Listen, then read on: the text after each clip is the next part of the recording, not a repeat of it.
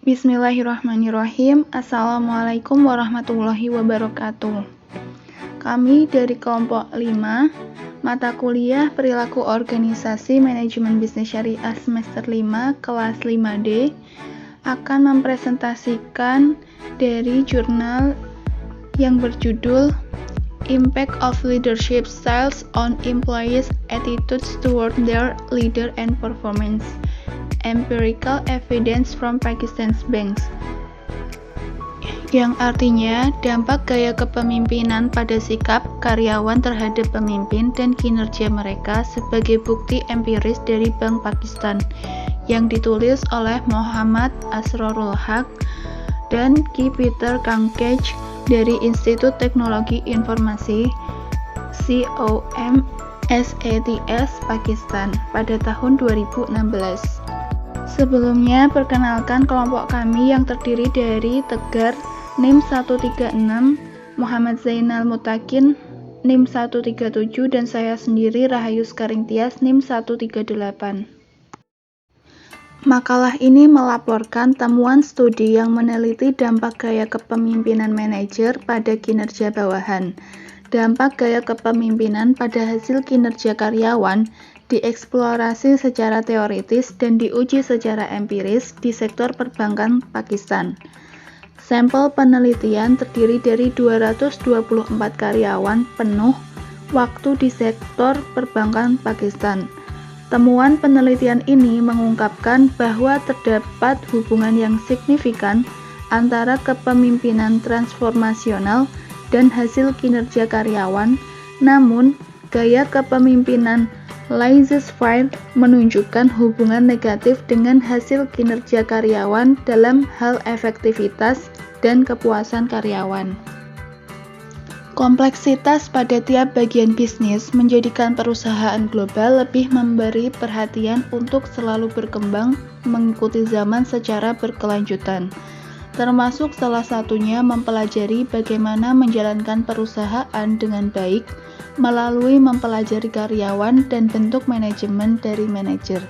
Jika bisa dengan baik menjalankan model manajerial sesuai dengan kondisi karyawan dan sosial yang ada, maka akan berdampak besar dalam pelaksanaan misi yang ada pada sebuah perusahaan, termasuk bank yang ada di Pakistan ini.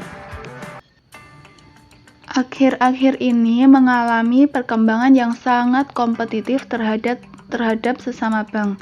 Maka dari itu, dilihat dari pengaturan sumber daya manusia yang memadahi akan membantu bank-bank tersebut untuk berkompetitif secara adil. Di sini, yang utama kita akan membahas tentang gaya kepemimpinan manajer.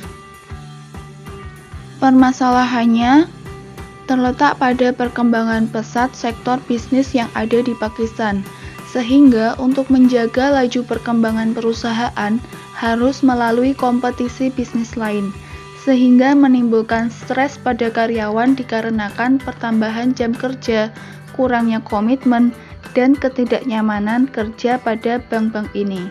Nah, pada sektor Pakistan ada beberapa model atau jenis manajerial yang ada. Yang pertama, ada gaya kepemimpinan yang berubah-ubah atau transformational leadership. Yang kedua, ada gaya kepemimpinan transaksi atau transactional leadership. Untuk yang pertama, gaya kepemimpinan yang berubah-ubah atau transformational leadership. Gaya kepemimpinan ini lebih visioner atau modern yang menjadikan karyawan termotivasi untuk melampaui ekspektasi tertentu.